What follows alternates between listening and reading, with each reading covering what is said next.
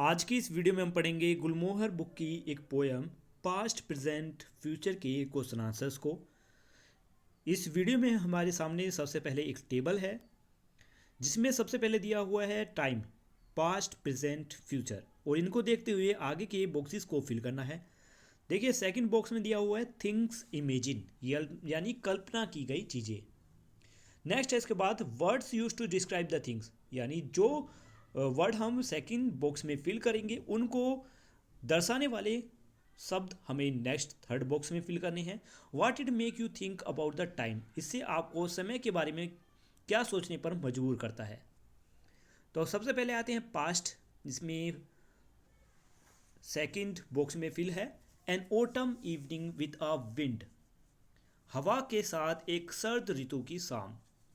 Next है इसके बाद कौन से वर्ड्स इनको डिस्क्राइब करते हैं, सॉफ्ट, मिल्ड, मोर्नफुली, ये थ्री वर्ड्स लिखे हैं। नेक्स्ट है something pleasant but a little sad because it is over, कुछ सुखद लेकिन थोड़ा उदास क्योंकि वह खत्म हो चुका है।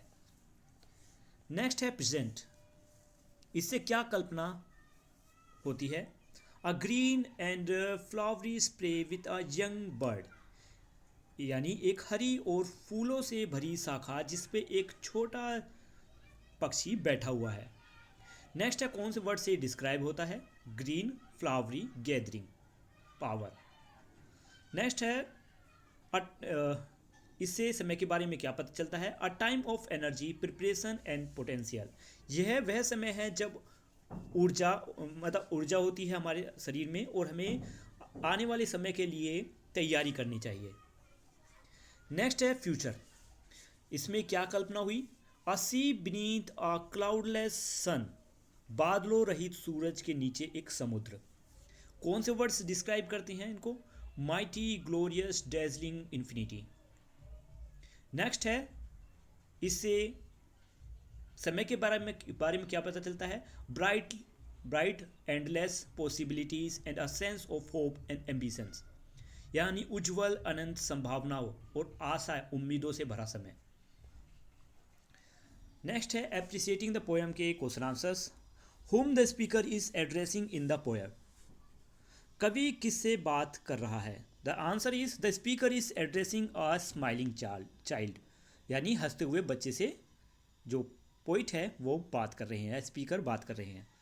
नेक्स्ट है two words use to describe the child, answer is smiling and happy. Next है do the picture imagine by the child match this description of the child, explain, क्या बच्चे द्वारा कल्पना की गई तस्वीरें इन शब्दों से मेल खाती हैं, समझाइए। तो आंसर है इसका yes, the images match the child's happy and innocent nature, the child imagines the past as soft calm evening, the present as vibrant and full of energy, and the future as bright and limitless, showing positivity and hopefulness। लिखा है, इसका मतलब है कि हाँ, ये तस्वीरें बच्चे की खुशी और मासूमियत को दर्शाती हैं। बच्चा अतीत को शांत और कोमल देखता है, वर्तमान को ऊर्जा और तैयारी से भरा हुआ और भविष्य को उज्ज्वल और असीमित देखता है। यह उसकी सकारात्मक सोच को दिखाती है। नेक्स्ट है examine the imaginary in the stanzas, Why is autumn evening with a sadly blowing wind chosen for the past? अतीत के लिए सर्द ऋतु की शाम और उदास हवा का उदाहरण क्यों चुना गया? Autumn represents the end of something like a year or a phase of life. The sad wind reflects the feeling of loss, longing often associated with the past which is over and cannot return. मतलब है कि सर्द ऋतु, autumn यानी सर्द ऋतु, कुछ खत्म होने का एक प्रतीक माना जाता है, जैसे कि एक साल या जीवन का कोई चरण हो। उदास हवा उस खोने या याद करने की भाव को दर्शाती है जो अतीत के साथ जुड़ा होता है। नेक्स्ट क्वेश्चन, हुम can the young bird represent in the second stanza, why is it gathering its power. इसमें लिखा है कि सेकंड स्टेंजा में जो छोटा पक्षी था किसको रिप्रेजेंट कर रहा है, ठीक है, वह अपनी शक्ति क्यों जुटा रहा है। आंसर है इसमें the young bird represent a person और the child in the present preparing for their future, it's gathering its power as preparation for growth, challenges and achievement. युवा पक्षी वर्तमान में किसी व्यक्ति या बच्चे की का प्रतीक है जो अपने भविष्य के लिए तैयारी कर रहा है और वह उड़ान भरने या अपने सपनों को पूरा करने के लिए शक्ति जुटा रहा है। नेक्स्ट है question number C. Why does the picture of the future show a cloudless sun? Why does the sea stretch into infinity?